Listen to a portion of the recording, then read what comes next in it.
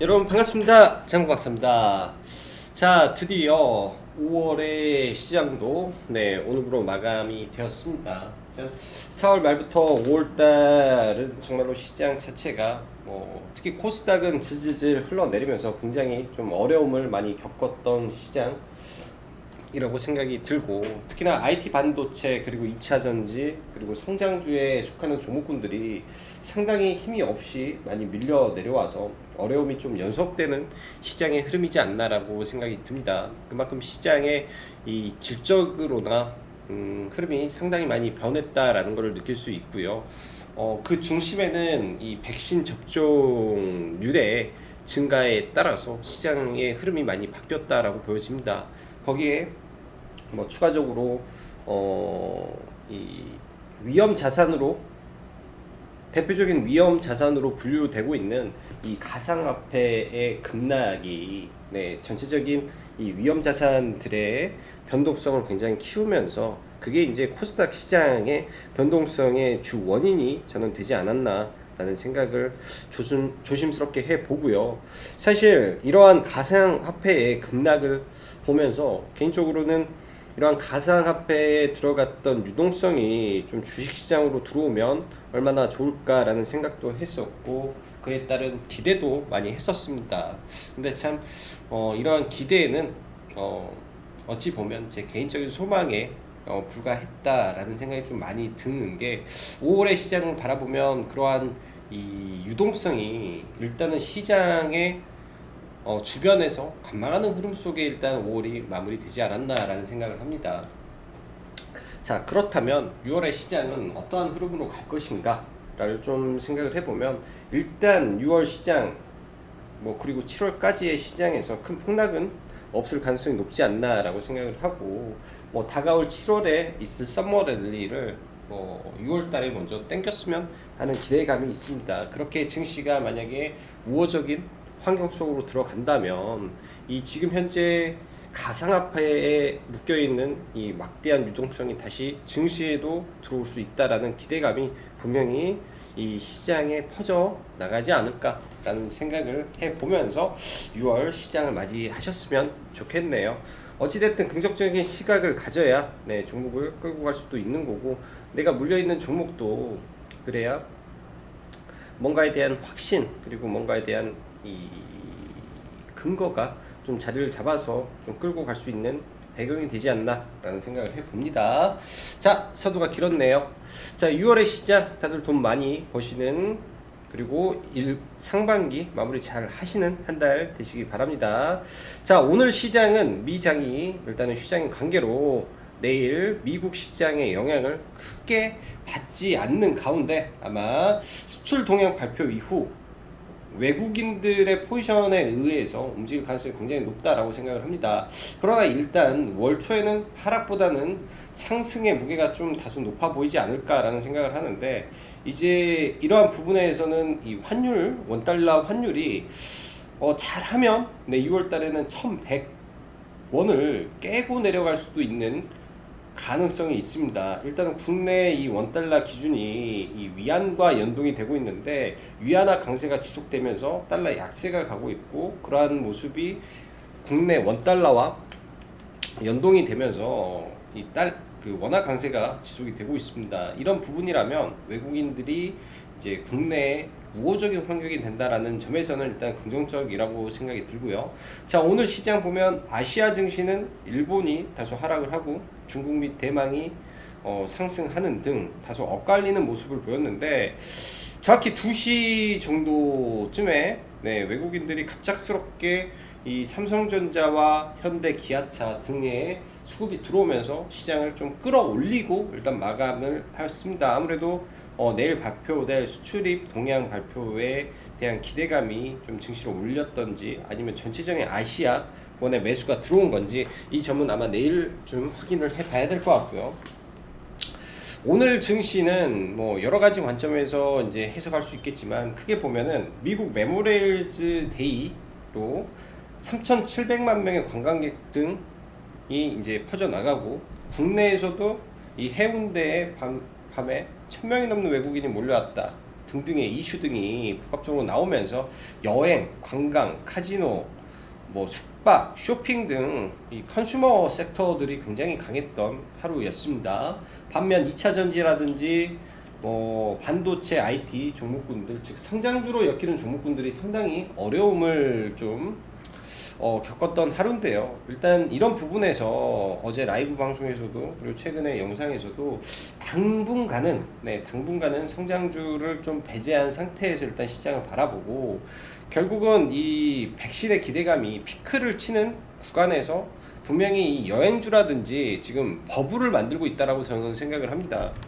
이 버블을 만드는 과정 속에 버블이 끝나면 다시금 저는 성장주로 갈 수 있다라고 생각을 해요. 사실 지금 뭐 여행주 돈 절대 못 벌죠. 앞으로도 저는 그렇게 볼 수가 없다라고 생각을 합니다.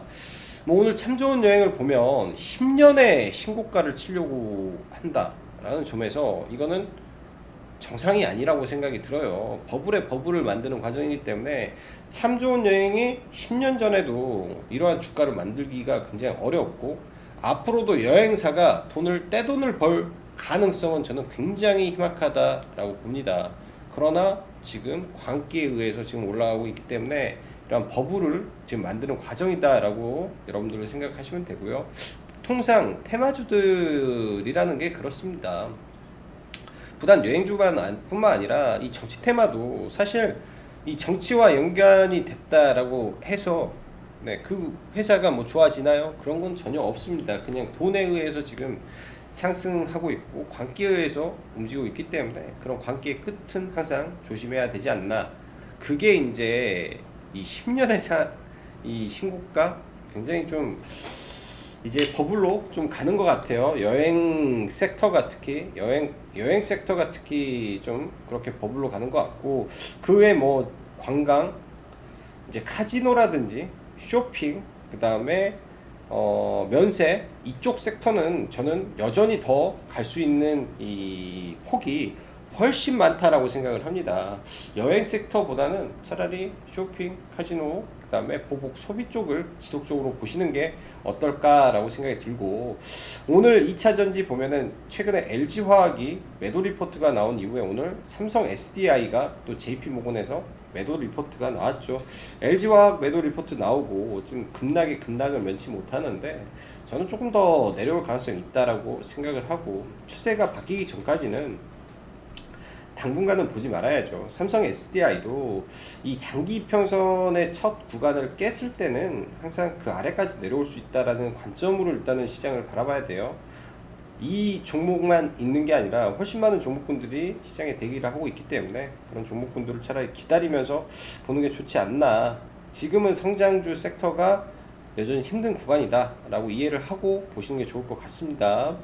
자, 이 7월달 이후 마스크 오프에 대한 이야기를 최근에 말씀드렸습니다. 화장품 섹터 굉장히 강하다라고 봤는데, 일단 오늘 이런 컨슈머 섹터를 전체적으로 둘러보면 참 좋은 여행,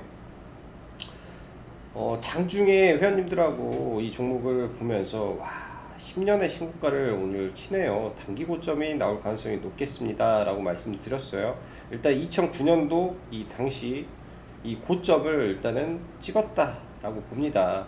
이 종목이 이제 시가총액이 그렇게 높은 종목이 아니다 보니까, 시가총액이 2,300억짜리 종목이다 보니까 오늘 이 장중 한때 이 당시 최고가 수준까지 지금 올라서 일단은 고점을 만들었고, 다시 한번 이 구간을 터치를 하더라도 저는 이 구간에서는 절대로 건드는 일이 없었으면 하네요. 하나투어도 마찬가지고요. 하나투어도 이제부터는 전부 다 보유자 영역으로 가야 되지 않나라는 생각을 합니다. 뭐 10만원을 트라이 할지 12만원을 트라이 할지는 모르겠으나 그렇게 봐야 될 것 같고요. 나머지 뭐 레드캡 투어, 레드캡 투어나 종목군들 선봉에 서서 많이 올라왔는데 이제는 다 조심을 해야 되지 않나 라고 생각이 들어요. 자, 그리고 이 화장품 관련주 좀 보면 클리오 오늘도 추가적인 상승을 보였고, 사실 저는 클리오를 눌림을 좀 보려 했는데 매매는 하지 못했습니다. 오늘 이제 장중에 제로투세븐을 일부 매수를 좀 했었고요. 제로투세븐이 차트가 좋아서 일부 매수를 좀 하고 좀 넘어갔고, 그 다음에 아가방 또한 이 장중에 라이브 방송에서 회원님들한테 이런 거를 종가 돌파 매매 혹은 종가 매매를 차라리 이런 종목을 해야 된다라고 말씀드렸는데, 사실 공식적으로 오늘 종가 베팅을 저희는 하지 않았습니다. 하지 않은 상태에서 마무리가 돼서 오늘 느끼는 점이지만, 결국은 돈이, 그러니까 이런 돈이 뉴스나 기사보다 훨씬 먼저 움직인다라는 거를 오늘도 많이 느끼게 된 부분이고, 오늘 오후 2시, 오후 4시 13분 이 기사를 제가 카페에 굉장히 좀 빨리 올려놨었는데요. 4시 22분에 제가 이 기사를 본 거는 사실 4시 15분 정도에 이 기사를 좀 봤었고요. 제가 가지고 있던 제로투세븐을 이제 4시 딱 되자마자 그냥 매도를 걸어놔서 이제 시간에서 전부 청산이 돼버렸는데, 이 기사가 나오고 일단은 아가방하고 제로투세븐이 상한가를 가고, 그 이후에 이 저출산 관련된 종목군들이 오늘은 무더기로 상한가를 좀 갔습니다. 아마 내일장 뭐 시초가부터 아마 이런 종목군들이 좀 움직일 텐데요. 일단 몇 개만 좀 지켜보면, 오가닉 코스메틱 이미 시간 외에 굉장히 또 많은 종목군들이 올라서 내일 군집을 좀 할 걸로 예상이 듭니다. 중국 내에서 영유아 화장품을 하고 있는 오가닉 코스메틱도 일단은 사상체육과를, 그러니까 단기 박스권 돌파 흐름에서 가기 때문에 이 화장품 내에서는 얘가 제일 먼저 상한가를 들어갔다 라고 봐야 될 것 같아요. 영유아 화장품에서 아가방 제로투세븐하고, 그 다음에 중국 내 상장한, 중국에서 사업을 하고 있는 회사로는 오가닉 코스메틱이 있기 때문에 내일 뭐 시장에서 봐야 될 종목이라고 하면 뭐 제로투세븐 당연히, 그 다음에 아가방이 상한가 전략이 가장 많았기 때문에 아가방, 제로투세븐, 그 다음에 오가닉 코스메틱 정도로 좀 압축을 해서 3개 정도만 보면서 대응을 하는 게 저는 좋지 않나 라고 생각을 합니다. 굉장히 이 시가총액이 529억 분이 되지 않기 때문에 등락폭이 저는 클 가능성이 좀 높을 것 같고요. 그래서 비중은 크게 가면 좀 어렵지 않나 라고 생각이 드네요. 자, 그리고 오늘 카지노, 강원랜드, GKL 등 종목군들도 굉장히 좋았죠. 그 다음에 호텔 신라, 제가 볼 때는 지속적으로 홀딩 관점에서 가야 되고, 각각의 종목군들에서 이런 구간들이 있죠. 나름의 구간들, 그러니까 예를 들면 이 추세, 큰 틀에서 이런 추세를 만들어서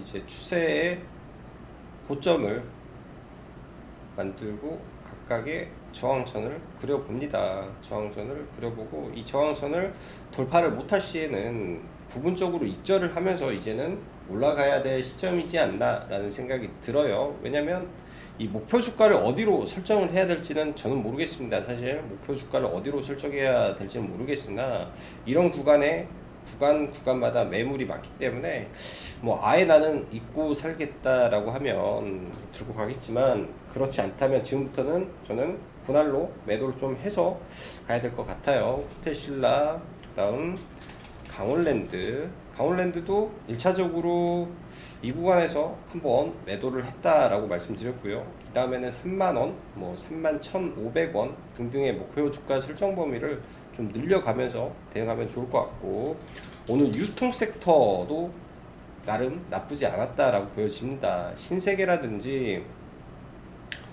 현대백화점이라든지, 사실 이쪽 섹터는 대기업의 실적 기반이 저는 좀 뚜렷하다라고 생각이 들고요. 차라리 이 여행 섹터보다는 이쪽 쇼핑, 소매 이쪽 섹터가 저는 더 좋아 보입니다.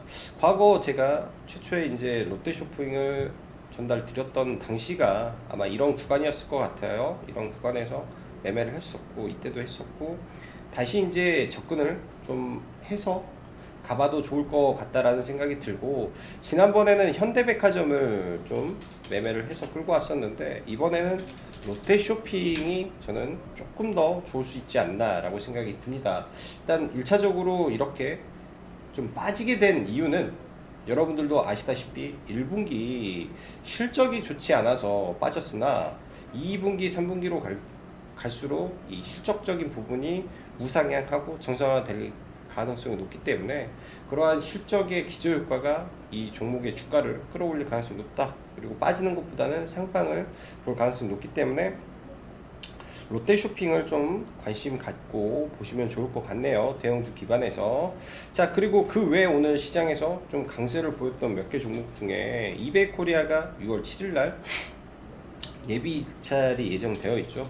그래서 한국 맥널티가 오늘 신고가를 좀 만들었는데, 일단 내일장이 굉장히 좀 중요할 것 같습니다. 내일장이 이런 구간에서 이 자리를 안 깬다면, 네, 안 깨고 살짝만 눌렸다 간다면 추가 상승했지만, 여기서 하락의 폭이 깊어지면 이게 이제 쌍봉의 향기가 나요. 쌍봉의 향기가 나서 이런 식으로 올라가다가 맞고 떨어져 버릴 수도 있습니다. 그래서 내일 이런 건 대응을 좀 잘 하셔야 될 것 같고, 오늘 원전 관련해서 여전히 좀 시장에서 뜨거웠는데, 저희도 장 초반에 제가 추천했던 종목이 두산 중공업을 추천드렸고, 이런 종목에 대한 매매 방법은 아주 간단합니다.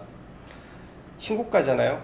이 자리, 그러니까 금요일날 만들어진 구간이 단기적으로 신고가가 나왔으면 여기서 갭을 든다. 이 갭이 대형주에서 만들어진 갭이다 하면 갭이 3.6%가 들었기 때문에 당연히 이 갭 매매를 하는 게 맞습니다. 갭 매매를 하는 게 맞고요. 이런 구간에서 매수 의견을 드렸는데, 제가 18,000원에 매수가 들었는데 18,050원을 찍고 가는 바람에 이거는 체결을 좀 못 시켰던 것 같습니다. 그렇지만 이러한 이 갭 매매에 대한 부분 원리 알고 있으면 언제든지 매매를 할 수 있고 대응이 가능하다라는 점을 인지하고 보시면 좋을 것 같아요. 이런 구간에서 나오는 갭은 사실상 위험한 갭이에요. 위험한, 매매에서 적합하지 않은 위험한 구간이다. 이런 자리에서 나오는 갭은 위험한 거고, 이런 자리에서 나오는 거는 뭐 의미 있다고 볼 수 있죠. 각각 구간에서의 박스권 돌파, 박스권 돌파. 그렇기 때문에 그런 이 차트적인 부분, 그 다음에 테마적인 부분에서 보면 좋을 것 같네요. 자, 오늘 보면은 이 원전 관련해서 두산중공업이라든지 한국전력이라든지, 네, 기술적 반등에 전부 다 성공은 했으나 이 중소형주들이 생각보다는 강하게 못 갔습니다. 두산중공업이 상승한 것만큼은 좀 못 간 것 같아요. 그래서 보유하고 있던 우리기술은 전량 매도를 좀 했었고, 장중한 때 일진파워를 좀 매매를 했었는데,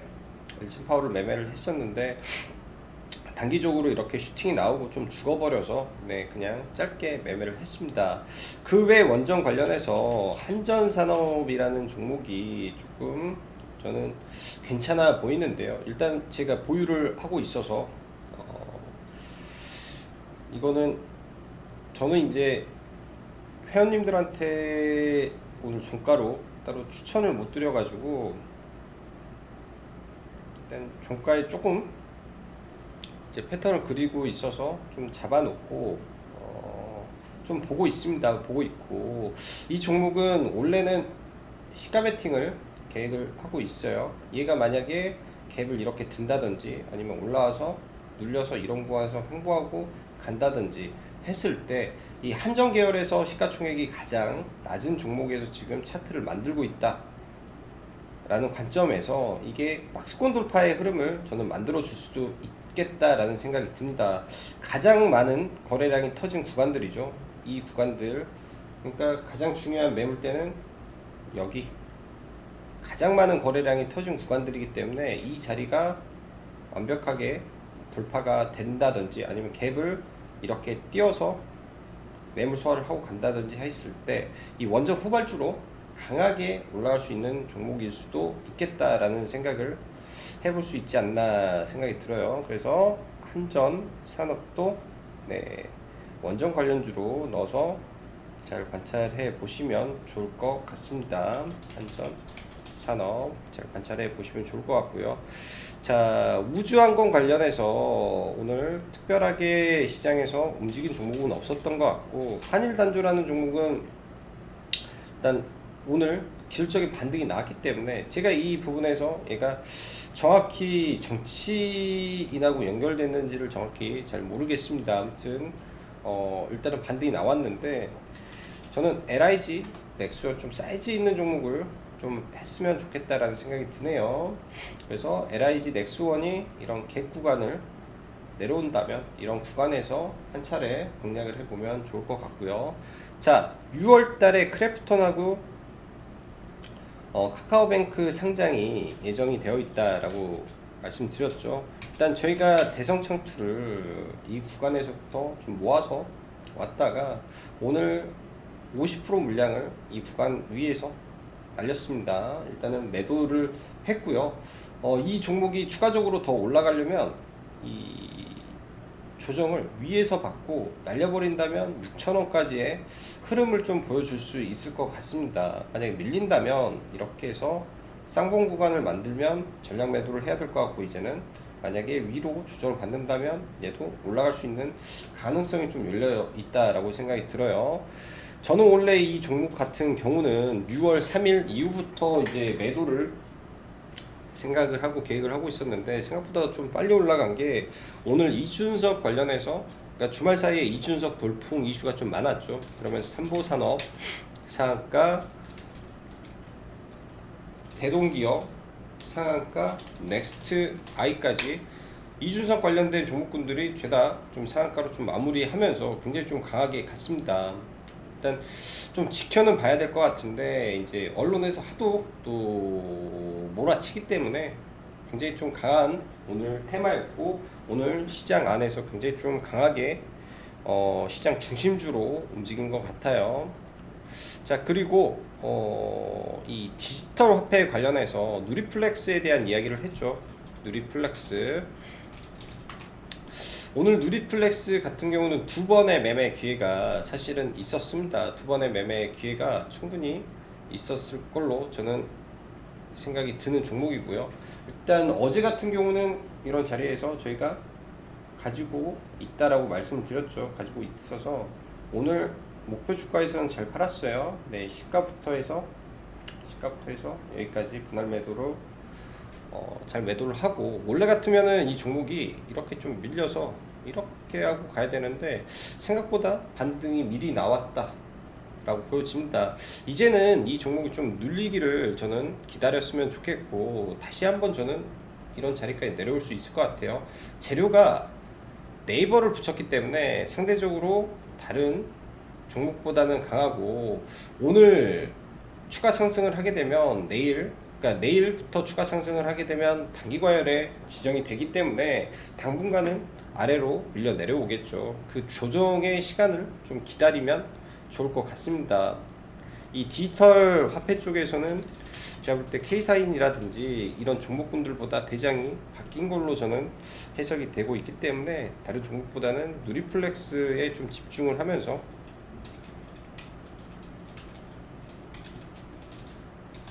보시면 좋을 것 같고요. 누리플렉스에. 자, 그리고 삼성바이오로직스가 또 시간 외에서 mRNA 원료 생산 관련된 사업 추가 이슈가 좀 나왔죠. 그러면서 일단 삼성바이오로직스도 시간에서 한 2%대 강세를 좀 보여주고 일단 마무리가 됐는데, 서린바이오도 위치가 굉장히 좋은 자리에 있습니다. 내일 시장에서 사실은 오전에 제일 강하게 갈 수 있는 거는 아동 쪽이에요. 지금 중국발 이슈 때문에 아동 쪽 종목군들이 먼저 좀 빠르게 움직이지 않을까라고 예상이 되고, 그 빈자리를 이러한 종목군들이 오히려 채울 수도 있는 거라고 저는 생각이 들어요. 서린바이오가. 그래서 만약에 이런 종목이 내일 아동에 묻혀서 갭을 크게 띄우지 않는다면, 그러니까 분명히 이런 종목이 갭을 크게 띄우지 않고 오히려 오늘 좋았는데 살짝 올렸다가, 이런 자리에 올렸다가 밀려서 이렇게 지지부진하면 다시 끌고 올라갈 가능성도 열어놓고 보시면 좋을 것 같아요. 그래서 내일 서린 바이오까지 관심 갖고 시장 보시면 좋을 것 같습니다. 자,